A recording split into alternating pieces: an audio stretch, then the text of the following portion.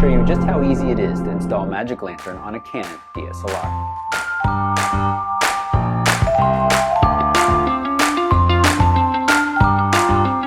You can think of this as a follow-up to a video I did last year where I talked about my favorite Magic Lantern features.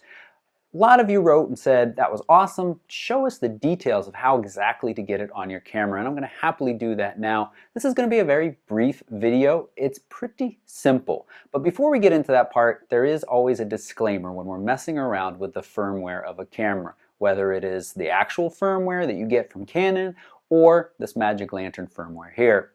Please be careful, read all of the directions carefully, not just what I'm telling you, to make sure you're doing it correctly. There is the potential for you to brick your camera. But personally, I have never had any issues, and the directions aren't nearly as scary or complicated as it might seem. The first thing you need to figure out is what firmware you're running. You want to make sure that you're running the latest firmware because that's what Magic Lantern is going to overwrite. And if it's a different number firmware from what Magic Lantern wants to overwrite, it won't do it. So first thing you need to do is put your camera in P mode so that you get the full menu on the back. Press menu and go across until you get to the last wrench where it shows you your firmware. You want to be running on a Canon T5i, in this example, firmware version 1.1.3. Now, if you don't have that, it's really easy. Just Google Canon firmware, Canon T5, well, I got Canon in there twice, T5i, and there it is, 1.1.3. Download that, install it onto your camera, and then you can go ahead with the Magic Lantern install. How do you know which firmware you need? Well, when you're on the Magic Lantern page, you get all the way down there to the downloads, and you got to go into the browse the nightly builds. That sounds scary, but the nightly builds for most of these camera models are very stable. Select a camera. So next to the camera model numbers are the firmware numbers. So the T5i is actually the 700D, and it's 0.113 as you see there. It's written slightly differently, but it's the same. They're just leaving out the decimal places. So find your camera on there, make sure it has the firmware that's listed to the right, and then you're ready to download the file. So I'm going to go ahead and click download 700D. It's going to download this file. Just going to click right here. And it tells you a couple of things that you want to do. The first thing you want to do is format the card in the camera so you have a fresh card ready to go. And you just slide it in.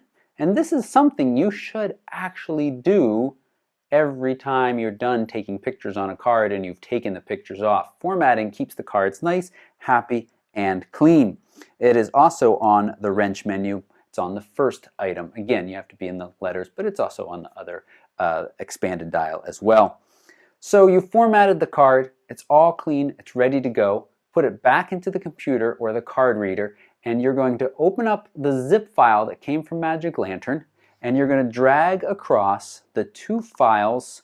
Actually, there's two files in a folder that are going to come across. So if we go into this folder, you can see that there is the firmware file, the auto exec file, and then the Magic Lantern folder that holds a bunch of supporting information, screen graphics, things like that. And really what you want to do is, I'm going to put the card back in here. We'll see that pop up while we're waiting for that. No thank you, Dropbox. I can just drag and drop right onto the drive. And I'm going to stop that because I've already done it. So here are the files sitting on there, the 700D firmware, the auto exec, and then there is the DCIM file, which is already made when you format it, miscellaneous file, also already made, and the ML. So the ones that we've just brought over are the top two and the ML. So I can eject this now, pull it out, put it back into the camera, and I'm going to turn the camera on, and I'm going to go to Menu, all the way over to where we just checked that firmware, and this time we're going to select it. And then you have an option to update the firmware, camera or lens. You want to select camera, and you say OK. and it starts the firmware updating process, which in this case is reading from the Magic Lantern files on the camera. It should give you a quick message that says something like, please wait, and then tell you to restart your camera. It simply means turn it off and turn it back on again. Once it comes back on, you have the Magic Lantern features available to you. That's it. It's that simple. Now, the menu system is a little wonky. You should take time to read the README file, but you get into it by pressing the delete key on the back of the camera. And then that activates the Magic Lantern features that you can then work through across the top, across down the middle, and it is touch sensitive as well, which I actually just discovered. So there are options for changing a whole host of features. If you're interested in which ones I think you should enable, go watch my other Magic Lantern favorite features video. Now, what I will show you is when you're going to take a picture in live view, you can see those changes you've made if you've turned on things like focus peaking and the magic zoom. Simply by pressing the info button a bunch of times, it cycles through all of your normal screens that you should be used to seeing with the different amounts of information on the screen, and eventually it will come to a Magic Lantern specific screen which has a whole host of new information. That's it. Pretty straightforward, really simple. Make sure you got the current firmware. Download the correct one for your camera and that firmware. Put it on the card, a freshly formatted card. Put the card in the camera. Run the firmware update process. Press the delete button.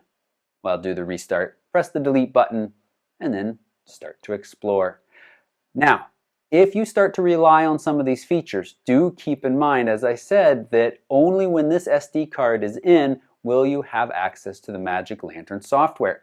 So if you fill this card up and you need to put a new card in while you're out shooting in the field, unless that card also has Magic Lantern installed on it, you will not have access to those files and you will not have access to those features. So do keep that in mind. Decide that you don't want Magic Lantern, you're all done with it. All you do is turn off your camera, take that card out, turn your camera back on, and your camera is back to normal. No sign of Magic Lantern. Put a new card in or format this card. That's just fine. When you do go to format it, if you want to keep Magic Lantern, it gives you the option to do that. That's a new option within the formatting system once you've installed Magic Lantern. So you can reformat the card in the future and choose to keep Magic Lantern on it or choose to get rid of it completely. I hope this was so helpful. If you've got any questions, if you'd like to see more targeted Magic Lantern tutorial videos, just let me know down below in the comments. A thumbs up is appreciated. If you haven't been a subscriber up to now, please take a moment and subscribe. I have really exciting content coming in 2015, and I've got a Patreon going. I'm asking for your funding to help support some of this content that is coming. Will you take a moment and look at that Patreon link right down below and look at the awesome milestones we have, the rewards that you get, and the value you're going to get for your support. Thank you so much for watching. Goodbye.